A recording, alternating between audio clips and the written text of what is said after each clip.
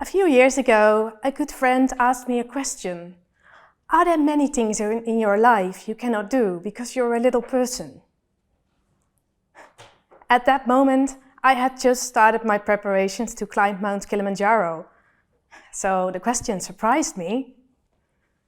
I'm used to focusing on all the things I can do in my life, and I see possibilities even when they aren't so obvious. I make things work for me in life, one way or the other, but really, what alternative do I have?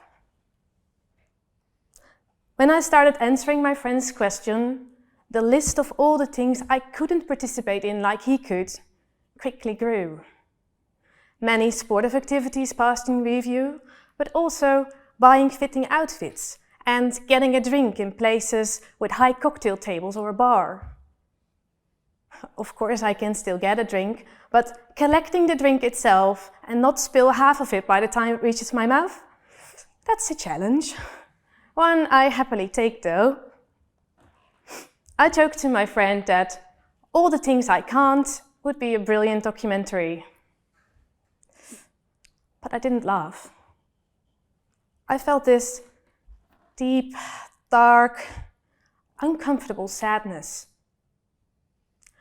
The pain of being excluded.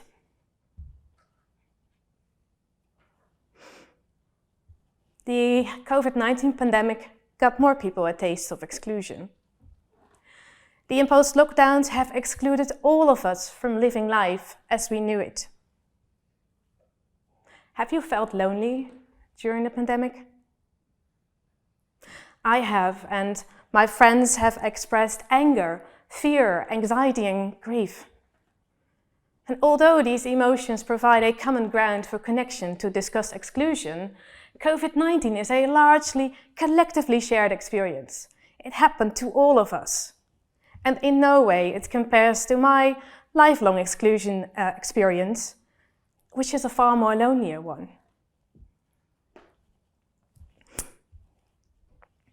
Through my friend's question, I was confronted with all the things that are out of reach for me. It's not just being unable to take products off the high shelves in the supermarkets or getting that drink. It's also the fear of being excluded because of the way I look. People like me are among the most discriminated in the world. And it comes down to having far fewer chances than able-bodied persons, and because I'm a woman, far fewer chances than men to live a good life. Who wants to live a good life? Well, don't we all? Let's imagine good life as a mountain. In pursuit of a good life, not everyone starts at the same level. Some people don't even start at the foot of the mountain. They're still invisible and underground, struggling to reach the mountain. To me, central to living a good life is having interesting work and enjoying the freedom, connections, and independence it brings me. But women like me face a double disadvantage on the labor market, based on both their gender and their disability. So when I'm looking for a job, that is not the most comforting knowledge.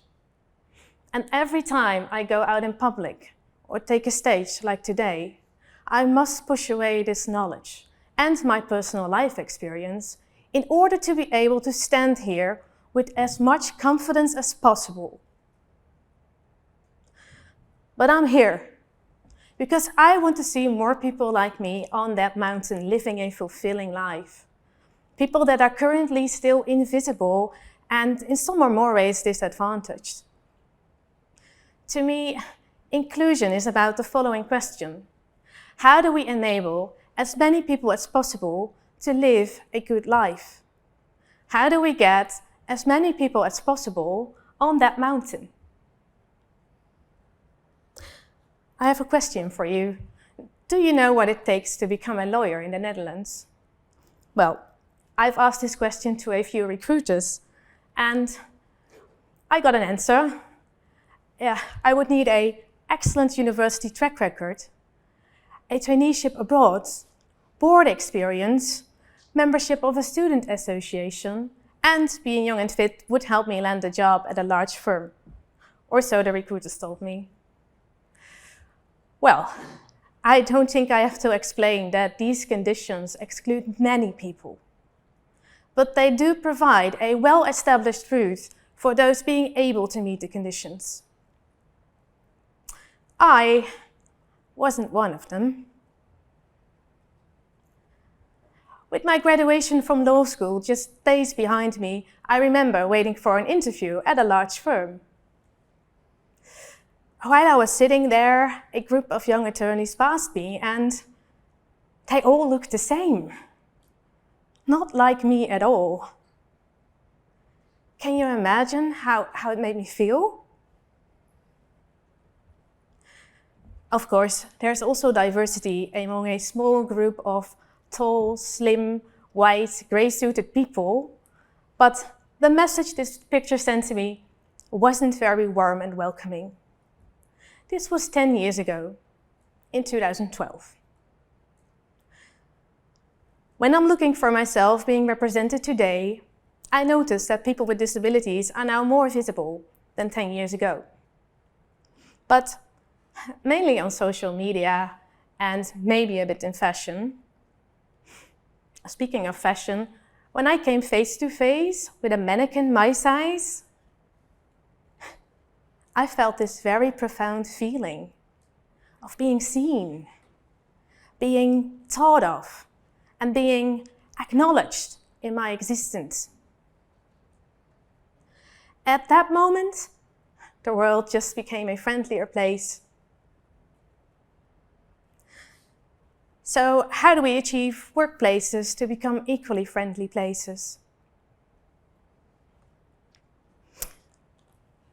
Good intentions in the field of diversity and inclusion are everywhere today. But the picture I just painted of 2012, well, that remained largely unchanged. And that's not very surprising, as people tend to like people who are like themselves. That's nobody's fault, but it does lead to exclusion. And if we truly want to work in more diverse teams, we have to change the approach. In my observation, diversity is often reduced to a business goal.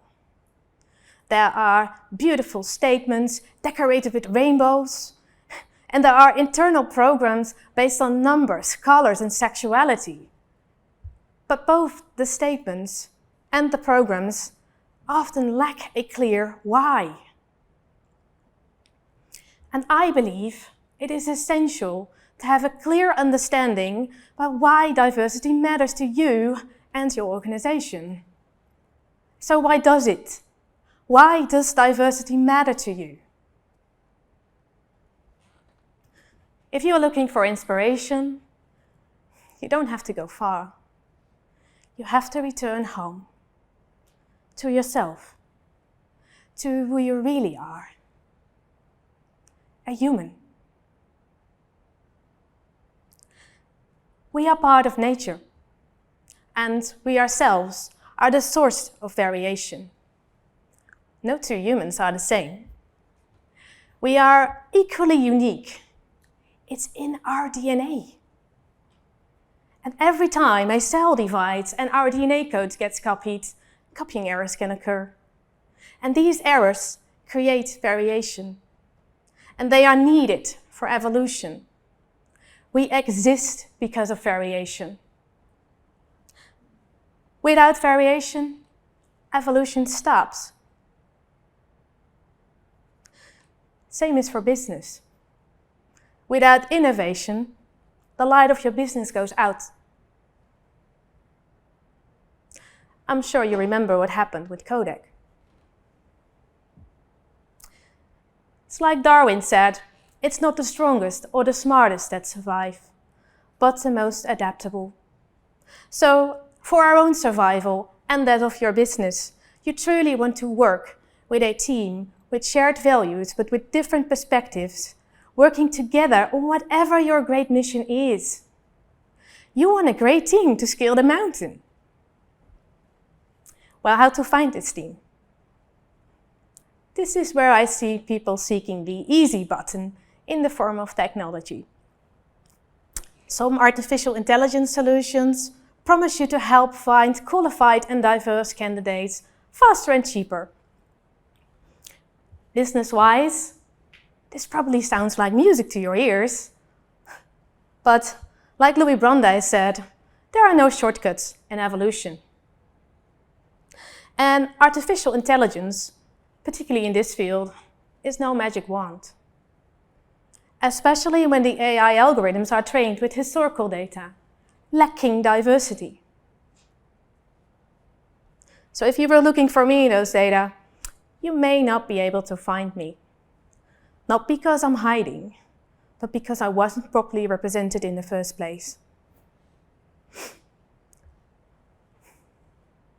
And by using historical data sets to train AI algorithms, my fear is that we are automating inequity into the future. I believe we should avoid making a bad digital copy of current society. Representation matters. The mannequin I just referred to, it matters to be represented. If you can see it, you can be it. But visibility alone cannot be the vehicle for change. Change happens when our behavior and our actions change. That is why I believe we should reinvent the wheel to improve both diversity and inclusion. I believe in a more human-friendly approach, in which we all have a role to play. First, if you are a leader in business and are involved in diversity and inclusion, you take on the role of a Sherpa. As a Sherpa, it is your job to lead others to the top. And it is your job to search for people who are still invisible and struggle to reach the mountain. And it is your job to help remove the barriers they face. Once on the mountain, look out for people who are struggling and may need a word of encouragement. And you can reach out with a helping hand.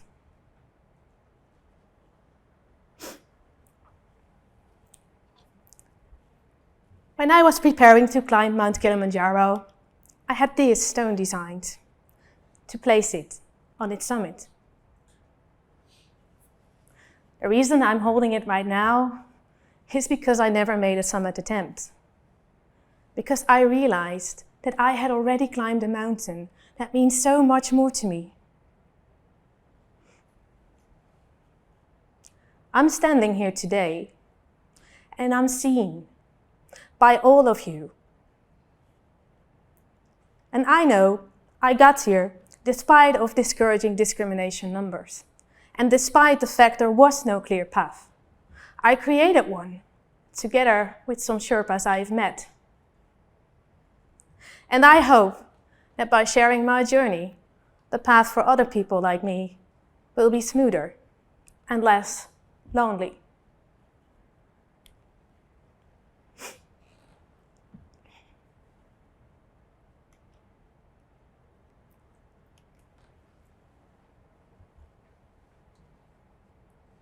When I passed my bar exam, I was asked what it takes to become a better lawyer.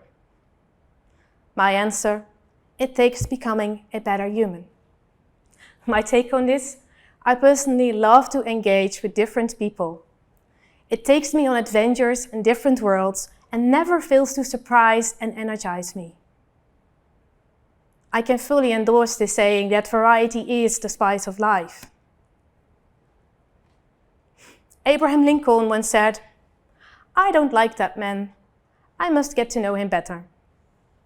It's a way to invite different perspectives and embrace different realities.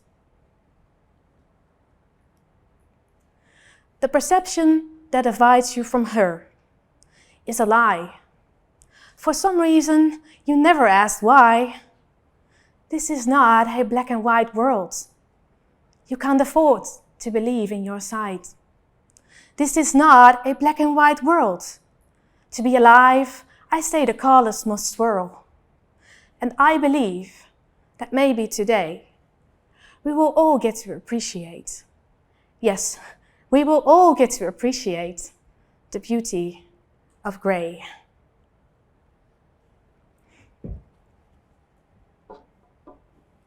This brings me to the second rule. You, I, we all can play. The one of curious adventurer.